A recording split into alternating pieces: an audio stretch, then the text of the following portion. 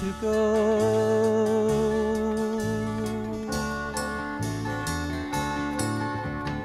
Now the time has come to leave you.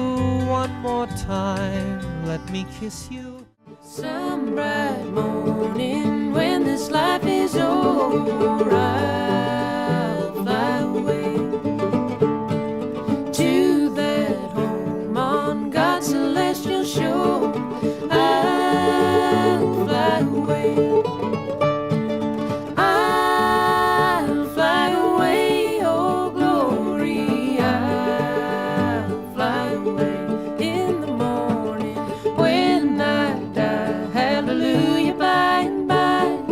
I'll fly away when the shadows of this life have gone. I'll fly away.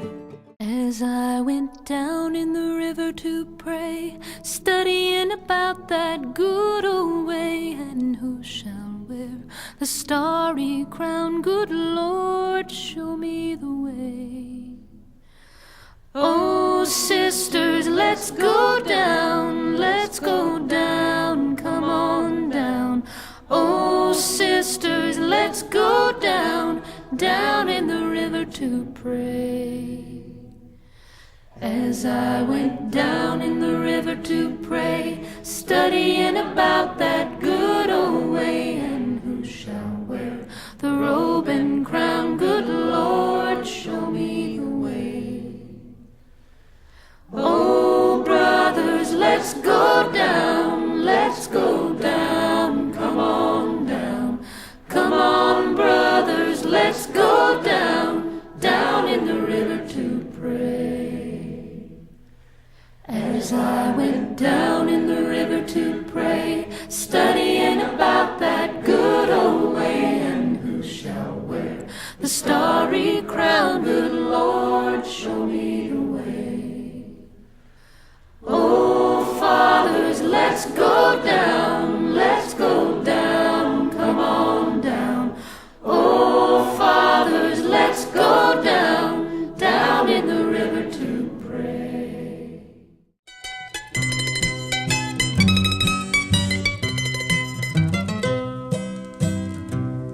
My latest sun is sinking fast. My race is nearly run.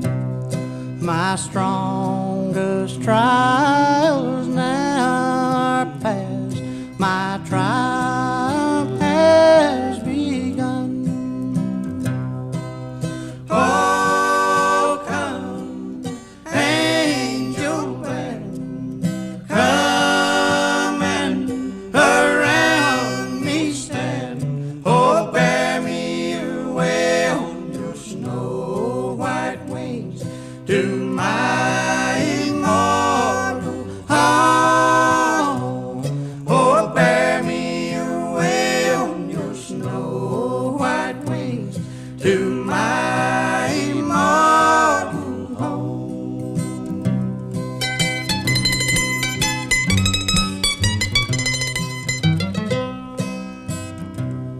Oh, bear my longing heart to him who bled and died for me, whose blood now cleanses from all sin and gives me victory.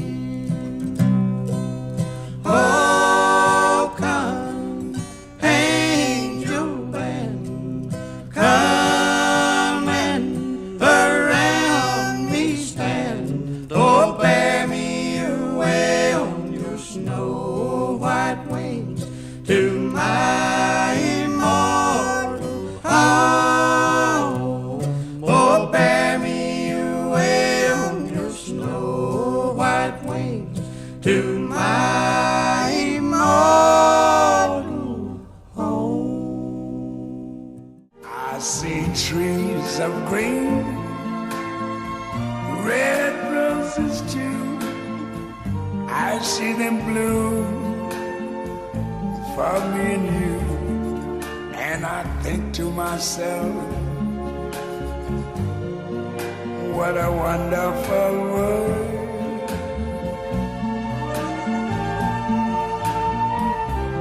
I see skies of blue and clouds of white, the bright blessed day, the dark sacred night.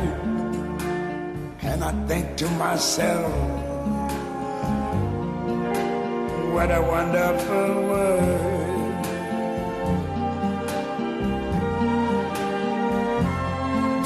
The colors of the rainbow, so pretty in the sky, are also on the faces of people going by. I see friends shaking hands, saying, how do you do? They're really saying, I love you. I hear babies cry, I watch them grow. They'll learn much more than I never knew. And I think to myself, what a wonderful world.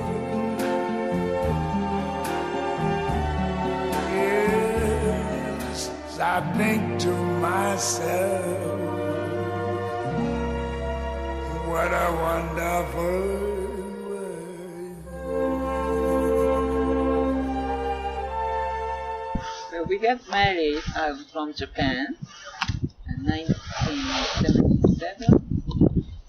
Before that, prior to that year, 76, first time I met was on Thanksgiving time, probably. This is when we were dating? 76, yes. Yeah. And I met the whole family. Cassie, and so lively holiday gathering at Marion Street. Following year, we got married, and my first impression about my mother-in-law was so lively, didn't hesitate to say anything, she just come up in her mind, and my English wasn't really not so capable to understand what she was saying. Plus being the Michigan, different phrases, and but she was so always, warm-hearted person, and unlike, husband, father-in-law was really quiet, and especially my parents visited then, and when our first son, Eric, was born in 78, and a few weeks later, Monica was born. So they visited year after that, and first met, in-laws at the Marion Street. And my father and Bob Senior had a common because they went to World War II.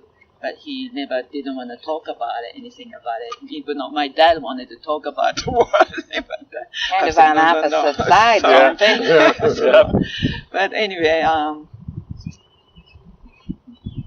we really, few times, we were away for overseas, and I didn't see her much, but every time come back to home, we see them, and kids were really like both of them, and even though later on, mother-in-law fell ill, she had so much life force. She had a fighting spirit. She just always had a sense of humor, and that kind of, attitude towards life, I really, respect. Thank you. Yeah. Piggybacking on that, really fond memories of her sense of humor, and always very witty, witty jokes and fond memories of playing board games together as kids. My brothers around the table and visiting the Marion Street house. And visiting Texas. And yeah, just her joking and always laughing around. Always hear in my mind her saying yoo-hoo. Always shenanigans and being silly and just very fond memories of that sense of humor and like my mom said it, even in the last few years, even getting older and not struggling more with health issues, still so carrying that sense of humor on the phone or talk and still being a little sarcastic on certain things and joking around despite all that. So she didn't think she would go to 91, but No. she a very fighting spirit and kept good attitude, despite grumbles along the way. But, I just ultimately remember the fond memories of with my brothers and spending time and having joyful memories of growing up. Always hated to get her picture taken too. Yeah, always hated that. Do you want to do it? Yeah, Granny was feisty, to say the least. She didn't complain much. You said in the last years, and she was in a lot of pain, and she hardly ever complained. She didn't always do what she was supposed to do, though. So sometimes Mom would call me and tattle on her because she'd ask me to call her. I was the one that could convince her that she needed to take a breathing treatment or, whatever it was that she wasn't doing, or she was being mean to Steve when he's trying to help her or something. So I'd call her and say, Granny, what are you doing? And somehow I could just talk to her right so she would listen. So Saturday, the night before she died, she had the home health care, the hospice had said that they didn't think she'd live through the night, and it was been a week of that. So my sister and I went to a play. 5 minutes away, I asked her if she wanted to go visit Grandma again, and she didn't really want to. I said, we're 5 minutes away. So I went in and I told Grandma, I said, Grandma, it's time for you to die. I said, everybody is okay. I said, I got your elephant collection. Aunt Pat has your cat. And everybody has everything they need. I said, everybody's been pussyfooting around saying it's time for you to leave, but you don't know what leave means. That might be going back home. I said, no, you're at peace now. You need to be out of the pain, and we're okay, and you need to die. And then less than 12 hours later, she died. And I called Mom. She texted me. I was sleeping. And I told Mom that, I told Grandma that she was supposed to die. And she said, you didn't? I said, yeah, because she needed to be told. Somebody needed to tell her what to do. And so I don't know if there's any connection, but it makes me comforts me to know that, just kind of in the very end, she still needed direction on, what to do. And to let, for her to know that everybody was okay and we'll be okay without her. And everything's taken care of. She was always very worried about her finances and, all sorts of things. And we wanted to make sure that she knew she was taken care of. But feisty herself, she's still haunting me in dreams and doing funny things in my head when I'm sleeping. I told Rob 2 nights ago, she was just like on the memorial service. I had dreams before the one in Texas.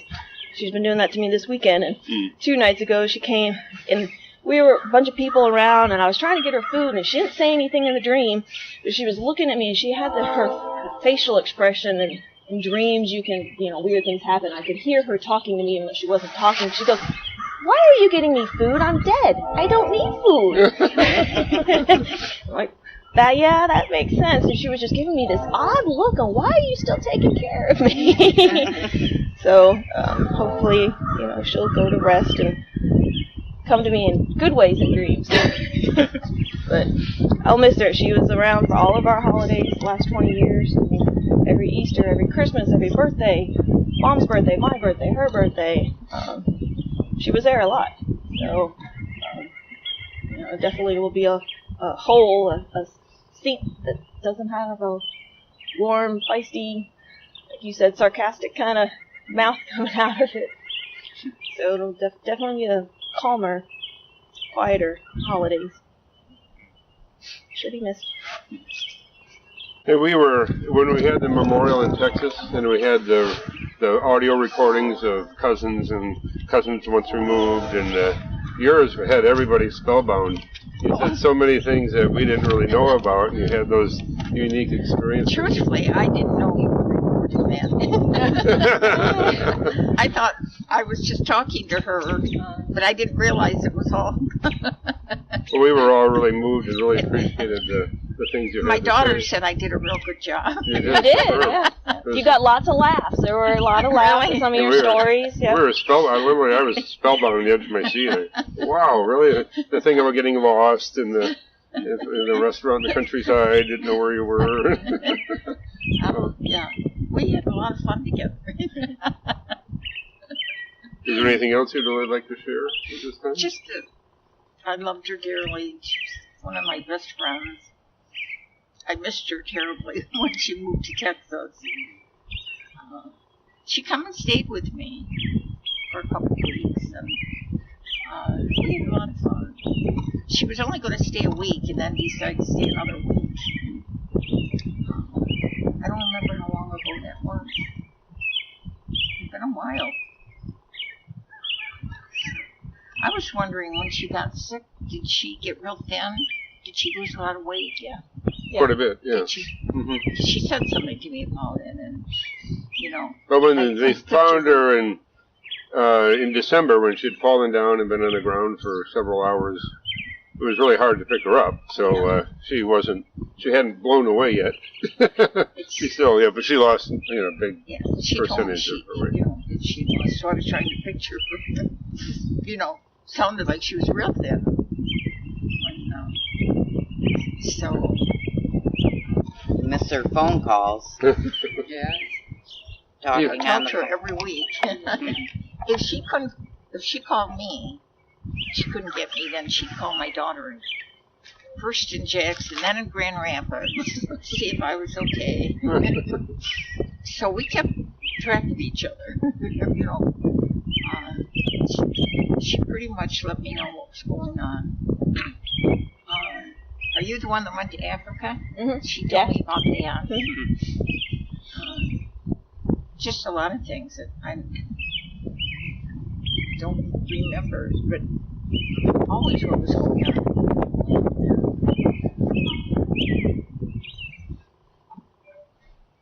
I got the impression, I don't know if it was right or not, that if she hadn't had to move, that she would have been okay. Yeah, it was rough on her. That's why, I thought, why did she have to be moved? Because she expressed that to me. The apartment house wanted to renovate all the apartments. Hers was one of the last ones that hadn't been renovated. I thought as long as many years that she'd been there,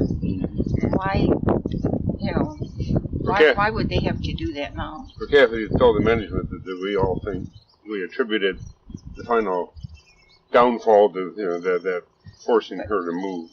On the other hand, she had the chronic heart and lung issues that, were going to get her eventually. She was on breathing treatments when she was here. Yeah. Before she moved.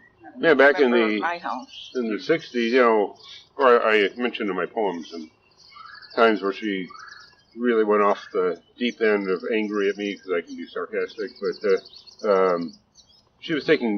she kept falling asleep because of narcolepsy. Nobody knew what it was, so the local Dr. Kiesling, I think, right, prescribing Ritalin to keep you awake. And so basically she's on speed for a couple decades, and then the University of Michigan developed a sleep specialty in sleep study analysis, and they found out she had the restless leg syndrome and narcolepsy and sleep apnea. And nobody knew it, and then she started getting treatments and was able to control those symptoms a little bit. But in a way, you can't really blame her for some of the emotional highs and lows because Yeah, they didn't she know how to had a treat her hard time. medically. I would be in church with her, and all of a sudden she'd fall asleep from the narcolepsy. And if she had strong emotions, like watching TV and something really funny, her head would fall back and she'd go totally limp, and you'd see her kind of twitching her mouth. Really? I mentioned in the poem about collapsing when my brother left home, too. That was part of that syndrome of you're collapsing when emotions are strong.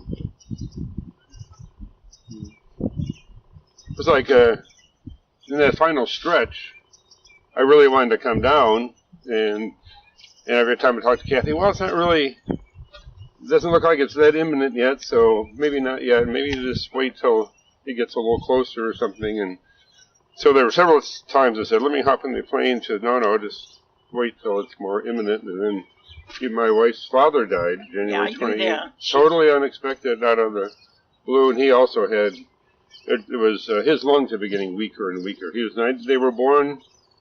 was born November 24th and 23. He was born December 27th, 1923. Wow. He was Japanese, born on the other side of the world, but they died 12 days apart. Yeah. Kind of mystic relationship. We kind of joked, maybe he thought, I better go get things ready for Rose.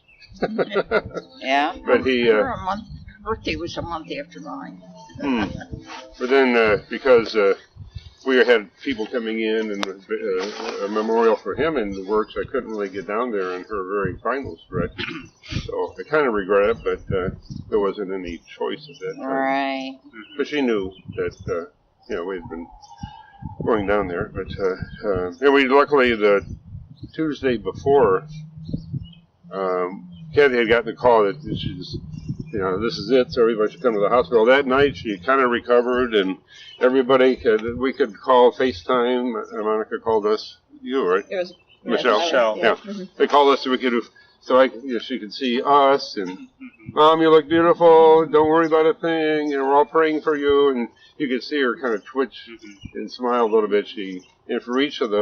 Called each of my sons, and she really had the chance to see everybody, and people in Texas made it there. So that final night, and it's actually, people write about that. In the very end, there can be those resurgences where people get coherent for a little bit, and then they go back into the fog as part of the transition. But the hospice had also suggested for Kathy maybe not to come for a few days, so because sometimes it's hard for people to let go when people keep coming.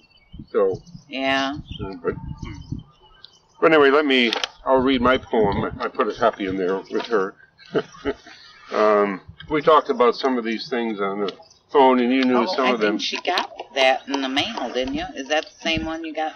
I never mailed it. I was going to, but then I thought I'm going to be here. I can give it to her in person. Okay. Anyway, I said I was going to mail it, but I didn't. Anyway, the title is Where Two Streams Merge, a monologue with my mother. Irrepressible humor, always speaking your mind, direct, often reflective sarcasm, but self-consciousness and self-doubt. That is what you sent to me. I did send it to you? Yeah, somebody did.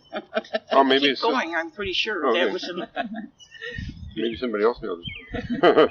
So I had misplaced the address. All contributed to the charming mix that was you. How complex we all are, impossible to know what lurks beneath the surface. What others see of us is like the surface of the sea, so many forces at work unseen.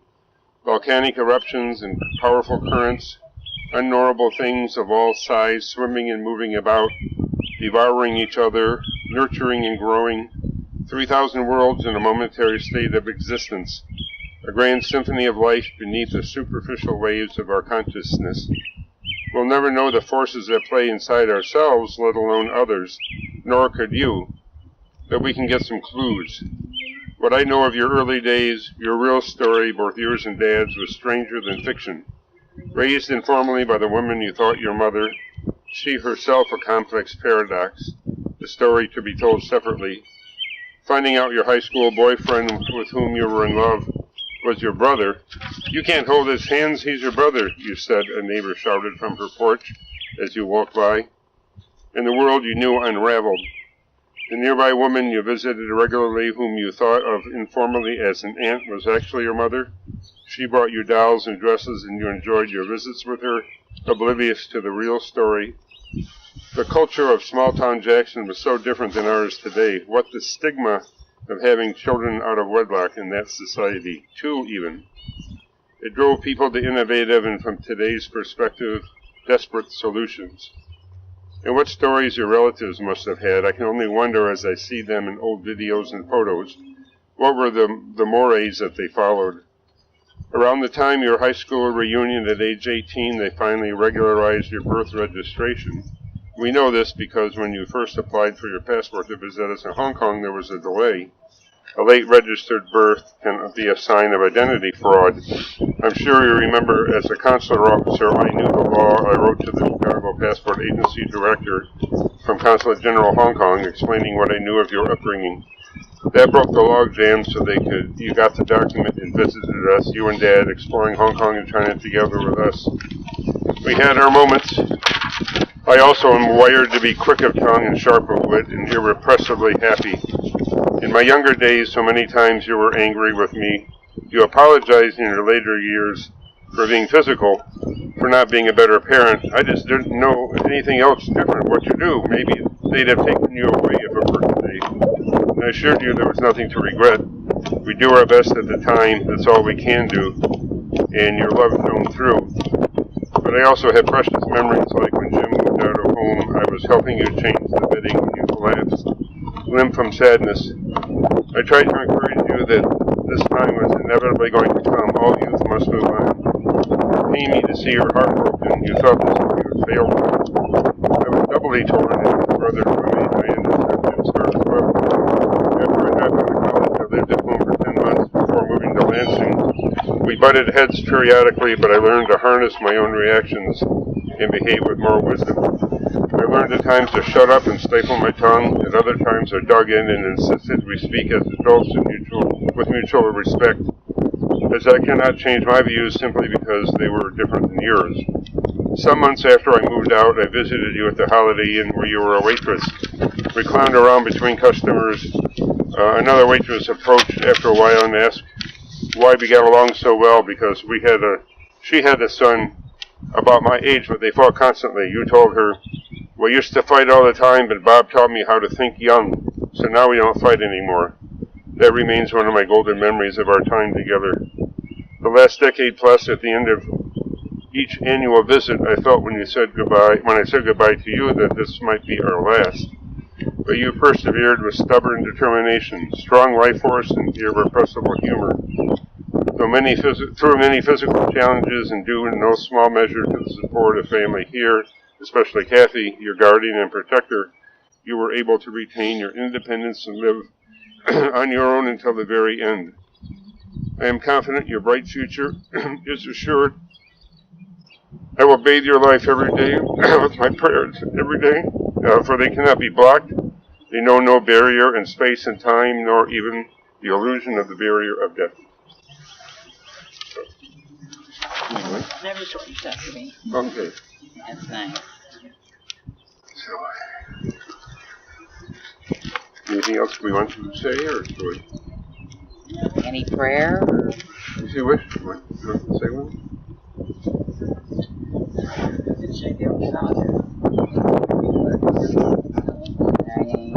Thy kingdom come, thy will be done, on earth as it is in heaven. Give us this day our daily bread, and forgive us our trespasses, as we forgive those who trespass against us. And lead us not into temptation, but deliver us from evil. For thine is the kingdom, power, and glory forever. Amen. Good job. We got a lot of men here. We got a couple of strong men here. Good job.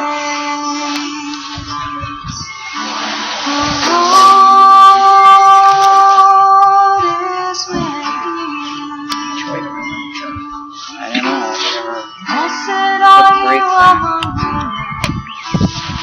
It's just the fruit of your womb, Jesus. Be not afraid. I know